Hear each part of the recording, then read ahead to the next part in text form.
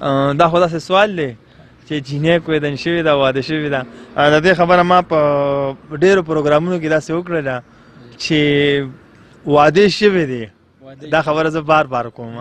نکاح شوی ده خو هغه داسې کس دی چې دوی ډېر زیات هغه خبره که زه کوم نو هغه به دې ته پته لګي خو انشاءالله د دې څرګندي به زه په خپل آینه د کلتور په چینل باندې کوم چې واده چا سره شوی دی نکاح چا سره شوی ده خوشحاله ده نه ده خوشحاله انشاءالله د دې چې کوم فیملی و نو هغه زما سره د سکرین نه شاته ولاړو رابطه نمبر خو زه په هر پروګرام کې ورکوم دی د پیسو خبرو وخلو خبره کوي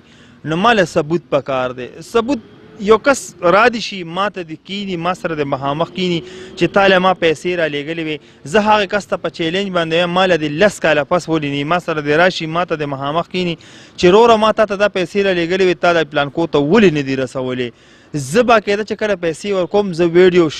شوټ کوم زه د هغې بیا باقاعده یو ویډیو جوړوم او د هغې زه بیا یو ویډیو اپلوډ کوم چې دا خبره ما بار بار کړې ده چې زه د خپلې غلطۍ معافي غواړم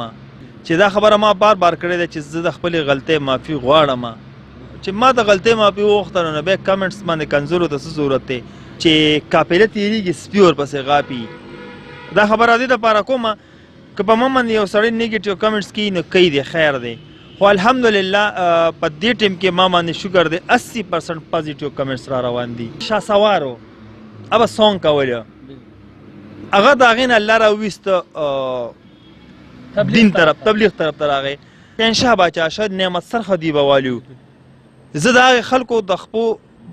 د خاورو برابر هم نه یم خو دا خبره به زه کومه که ما ډرامې کولې هغه زما یو شوق و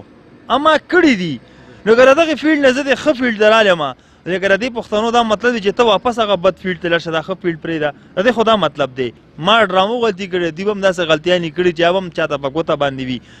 ما ډرامو غلطي کړې دوی به هم داسې غلطیانې کړي چې هغه هم چاته په ګوته باندې وي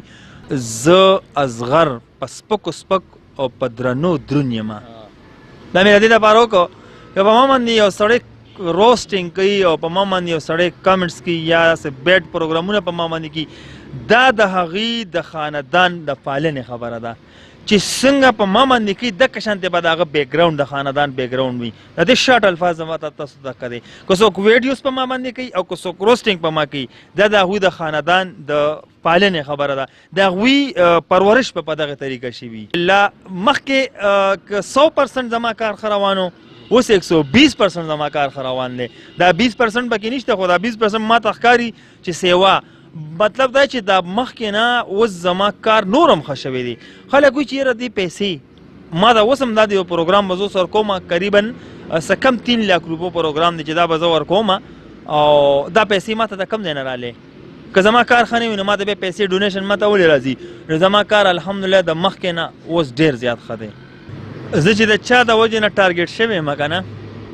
هغوی ته زما دا پیغام دی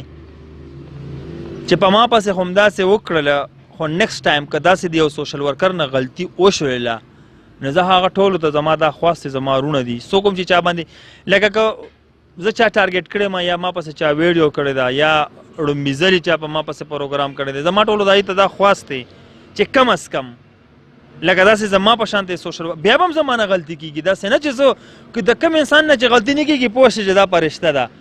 غلطي د فرشتو نه نه کېږي د انسان نه به غلطي کېږي بیا هم که زما نه داسې غلطي کېږي زه تاسو ته مینت او زاري کوم تاسو ما ته په پیج باندې میسیج وکړئ په میسنجر باندې میسیج وکړئ چې دا غلطي تا کړې ده دا ختم کا په کمنټس کې وکړئ چې دا غلطي تا کړې ده دا ختم کا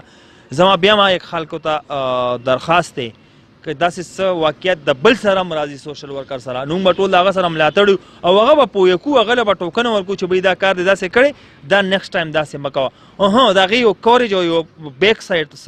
ساتئ ځان سره چې هغه ستاسو خبره ونه مني هغه راولې په میدان باندې شو که چې دته هم دا خبره دا وکړې بلکل بېشکه زه هم دکه او بیا اخري میسج زه هغه جینکو ته ورکوم چې مهرباني وکړئ پلیز زما تاسو ته دا خواست دی چې پالکانو اعتبار مه کوئ